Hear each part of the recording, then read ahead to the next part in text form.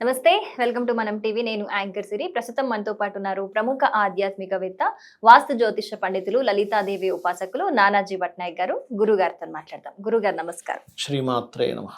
గురుగారు, మనము ద్వాదశ రాశుల వారికి ఏ క్షేత్రానికి వెళితే మంచి ఫలితాలు వస్తాయి మాట్లాడుకుంటున్నాం. అందులో సింహరాశి వారికి ఏ క్షేత్రానికి వెళ్తే, అలాగే అక్కడ పర్టికులర్ గా మంచి ఒక పరిహారం చేస్తే ఇంకా శుభ ఫలితాలు వస్తాయి అనేటువంటిది ఏదైనా చెప్తారా గురుగారు? సింహం వారికి ప్రస్తుతం అయితే కేతు లగ్నంలో ఉన్నాడు, అష్టమ శని కూడా నడుస్తుంది.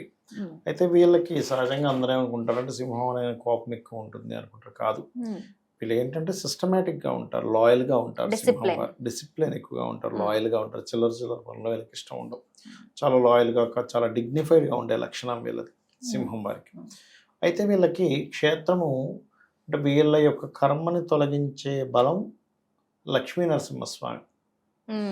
అక్కడికి వెళ్ళి వీళ్ళు కనుక గంధపు నీటితో అభిషేకం చేయడం కానీ, ఒక చిన్న లక్ష్మీ నరసింహస్వామిది ఒక చిన్న విగ్రహం లాంటిది ఇంట్లో పెట్టుకొని వీళ్ళు రోజు కనుక గంధంతో పూజ చేసిన, అంటే గంధపు నీటితో అభిషేకం చేసిన మంచి ఫలితాలు ఉంటాయండి. చాలా అంటే చాలా మంచి ఫలితాలు ఉంటాయి కదా చెప్పాలంటే. అదేవిధంగా ఇప్పుడు ప్రజెంట్ కొంచెం ఈ కేతు ఒకటి నవంబర్ 25వ తేదీ వరకు, ఈ సంవత్సరం 2026లో నవంబర్ 25వ తేదీ వరకు లగ్నంలో కేతు ఉంటాడు. కాబట్టి నిద్ర లేచిన వెంటనే వీళ్ళు గణపతిని ఒక్కసారి ధ్యానం చేసుకోవాలి. అయితే వీళ్ళు లక్ష్మీ నరసింహస్వామి మనకి హైదరాబాద్ అయితే మనకి యాదగిరిగుట్ట ఉంది. అదేవిధంగా సింహాచలం, వైజాగ్ సైడ్ వాళ్ళకి సింహాచలం, మంగళగిరిలో పానకాల స్వామి అంటూ ఉంటారు, పానకం పోస్తూ ఉంటారు. అది కనుక ఎవరైతే చేస్తారో మంచి ఫలితం ఉంటుందండి. అయితే ఈ పానకం పోసేటువంటి విషయంలో ఏమవుతుంది అంటే, ఎవరికైనా ఆయుష్ తక్కువగా ఉందనుకోండి, పానకం పోస్తే మంచిది. రెండవది, ఇప్పుడు అష్టమశని నడుస్తుంది సింహం వారికి, పానకం పోస్తే చాలా మంచిది నరసింహస్వామికి చెప్పాలంటే. ఇంకొకటి ఏంటంటే, చాలామందికి ఉన్న అపోహలు ఏమిటంటే, లక్ష్మీ నరసింహస్వామి ఆరాధన చేస్తే మనకు కోపం వచ్చేస్తుందేమో అనేటువంటిది. ఇక్కడ ఏంటంటే లక్ష్మీ నరసింహస్వామి ఒకటే కాదు, మీరు ఏ దేవత ఆరాధన చేసినా మనకు కోపం రావడం పక్కన పెడితే మనం కోపంగా ఉండకూడదు. అందులో పర్టికులర్గా ఈ ఉగ్రదేవత సంబంధించినవి ఉంటాయి. అంటే లక్ష్మీ నరసింహస్వామి లేదా ఆంజనేయ స్వామి, కాళీ, లేకపోతే దశమహావిద్యలో ఏదైనా విద్య చేస్తున్నాడు వ్యక్తి, దుర్గా, ఇలాంటివి చేసేటప్పుడు మొట్టమొదటిగా ఆ యొక్క సాధకుడికి ఉండవలసిన మొదటి లక్షణం శాంతం.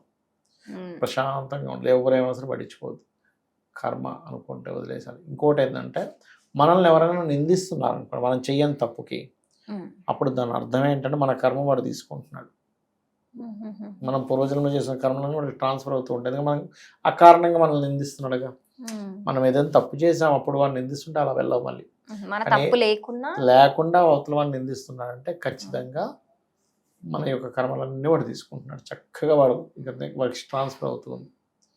అయితే ఎందుకు ఎక్కువగా కోపగించుకోకూడదు అంటే, ఒక ఎనర్జీ ఫామ్ అవుతుంది. ఎవరైనా ఇప్పుడు ఎగ్జాంపుల్ అందులో పర్టికులర్గా క్షేత్రానికి వెళ్ళి అక్కడ పూజ చేస్తే ఇంకా ఎక్కువ ఎనర్జీ ఫామ్ అవుతుంది. అలా ఒక ఎనర్జీ ఫామ్ అయినప్పుడు దాని లక్షణం ఏమిటంటే, ఇప్పుడు చిన్న ఎగ్జాంపుల్ కత్తి ఉందండి, కత్తి మనం ఇలా అన్నాం ఎవరినో, అక్కడ అవతలవాడు శత్రువా మిత్రుడా మన పిల్లవాడ ఏముండదు. కత్తికి నువ్వు ఇలా చేస్తే ఇలా అన్నావు, అది కట్ చేస్తుంది అంతే. అది అలాగే ప్రతి వ్యక్తి కూడా అగ్రెసివ్ నేచర్తో అవతల వాళ్ళ మీద ఒక రకమైన ఇది చూపించినప్పుడు ఈ దేవత ఎనర్జీ వాళ్ళ మీద ఎఫెక్ట్ చూపిస్తూ ఉంటుంది. అది చూపించడం వల్ల ఏమిటి అంటే, అది దేవత ఎప్పుడు ధర్మంతో సంబంధం ఉంటుంది. అరే నువ్వు నీ ధర్మం నువ్వు కాకుండా మళ్ళీ ఇక్కడ ఒక ఇది నా ఎనర్జీ అక్కడ నువ్వు వాడేవు కాబట్టి మళ్ళీ వీళ్ళకి ఎఫెక్ట్. అంటే ఏదో కోపం వచ్చింది, హడావిడిగా ఏదో అనేసాము, ఆ ఎనర్జీ వాళ్ళు ఎఫెక్ట్ అవుతారు. వీళ్ళకి కూడా దాని నెగిటివ్ ఫలితం వీళ్ళు అనుభవించాలి. అందుకని ముఖ్యంగా దేవతా సంబంధించిన పూజలు చేసేవారు ఇప్పుడు నరసింహస్వామికి వెళ్తే మంచిదని చెప్పుకున్నాం. సింహం వారు, సింహలగ్నం వారు, వీళ్ళు ప్రధానంగా ఫస్ట్ మీరు ఇప్పుడంటే చాలా మటుకు చాలా ఈజీగా దొరికిపోతున్నాయి మంత్రాలు అవి. కానీ ఒకప్పుడు గురువుల దగ్గర వీళ్ళు కొన్ని రోజులు సపర్యలు చేసేవారు. ఒక 2 సంవత్సరాలు, 3 సంవత్సరాలు, 5 సంవత్సరాలు, 10 సంవత్సరాలు చూశాక ఓకే వీడికి ఇవ్వచ్చు అని అనుకున్నప్పుడు వాడికి ఆ మంత్రం ఇచ్చేవారు. Step by step. అర్హుడా కాదా, ఎందుకంటే ఒక కత్తి చేతికి ఇవ్వాలంటే వీడు అర్హుడా కాదా అని చూస్తాం. ఒక గన్ను చేతికి ఇవ్వాలంటే మిలిటరీలో గన్ ఎందుకు ఇస్తారు, వీడు ఎలిజిబుల్ అయ్యాకే ఇస్తారు.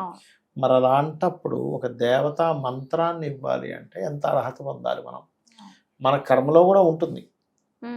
సో వీళ్ళు ఎక్కువగా అక్కడికి వెళ్ళి పసుపు గంధము వీటితో అమ్మవారికి చేయడం, అదే లక్ష్మీ నరసింహస్వామి వారికి చేసుకోవడము, అరటి పళ్ళను నైవేద్యంగా పెట్టడము, మామిడి పళ్ళను నైవేద్యంగా పెట్టి పంచిపెట్టడం అక్కడ క్షేత్రాల్లో చేసినట్లయితే వీళ్ళకి చాలా రిలీఫ్ వస్తుందండి లైఫ్లో.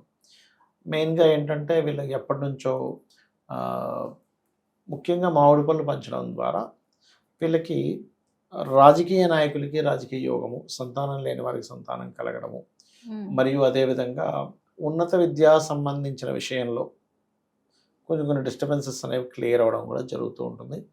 ఈ లక్ష్మీ నరసింహస్వామి కావచ్చు, వారాహి చేస్తూ ఉంటారు కొంతమంది. పర్టికులర్గా వారాహి కానీ లక్ష్మీ నరసింహస్వామి కానీ ఎవరైనా చేస్తే వారికి ఏంటంటే భూ సంబంధించిన వివాదాలు ఉంటే తొలగిపోతాయి. వరాహస్వామి ఏం చేశాడు, ఆయన భూమిని రాక్షసుడు ఎత్తుపోతే తీసుకొచ్చాడు కదా, మరి ఆ శక్తే కదా వారాహి అంటే. కాకపోతే ఈ శక్తి దేవత సంబంధించినటువంటి పూజాది కార్యక్రమాలు చేసేటప్పుడు వారాహి అమ్మవారిని పగలు చేయకూడదు, రాత్రిపూట ఉపాసన చేయాలి. వారాహి ప్రయోగం రాత్రి చేయమని చెప్తారు శాస్త్రంలో, పగలు చేయకూడదు. ఏ అమ్మవారిదైనా రాత్రి ఎక్కువ ఫలితం ఉంటుంది. పురుష దేవతలందరూ పొద్దున్నప్పుడు ఉదయం పూట ఎక్కువ ఫలితం ఉంటుంది. అది సో అది ఆ రకంగా శాంతంగా ఉండి వీళ్ళు కనుక చేయగలిగితే చాలా మంచి ఫలితం. అంటే మెయిన్గా ఇంకా ఆఖరి క్షణం ఇక్కడ నుంచి నన్ను కాపాడేవారు ఎవరంటే నరసింహస్వామి గారికి.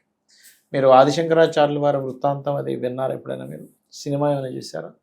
అందులో అతను పరికాయ ప్రవేశంలో ఒక రాజు శరీరంలోకి వెళ్ళి అక్కడ అన్నీ తెలుసుకొని వచ్చి ఇక్కడ మళ్ళీ మండలమిశ్రుడితో జరుగుతున్నటువంటి వాదన ఏదైతుందో గెలవాలి అంటే సంసారికమైనటువంటి విషయం వేస్తుంది ప్రశ్న అక్కడ. అప్పుడు నేను వెళ్ళి అనుభవంతగా నేను చెప్పలేనని తను పరకాయ ప్రవేశం చేసి రాజు శరీరంలోకి వెళ్తాడు, చనిపోయిన రాజు శరీరంలోకి వెళ్ళి అక్కడ తెలుసుకొని వస్తాడు. ఈ క్రమంలో ఏమైపోద్ది అంటే అతని ప్రత్యర్థులు ఉంటారు కొంతమంది, ఈ యొక్క ఆదిశంకరాచార్యుల వారు. ఈ గుహలో దాచిపెట్టారు ఈ శరీరం, ఎందుకంటే ఈ శరీరం వదిలేళ్ళాడు కదా, ఈ శరీరాన్ని మనం కర్రల మీద పెట్టి కాల్చేద్దామని ప్లాన్ చేసినప్పుడు అప్పుడు ఆయన చేసినటువంటి స్తోత్రం లక్ష్మీ నరసింహస్వామిని. అప్పుడు ఆయన వచ్చి రక్షిస్తాడు, ఇలా లేపుతాడు. అంటే ఒక ఫైర్ ఎనర్జీ నుంచి ఇంకొక ఫైర్ ఎనర్జీ, అంత ఎనర్జీ వెళ్ళి అక్కడ నుంచి తీయగలదు.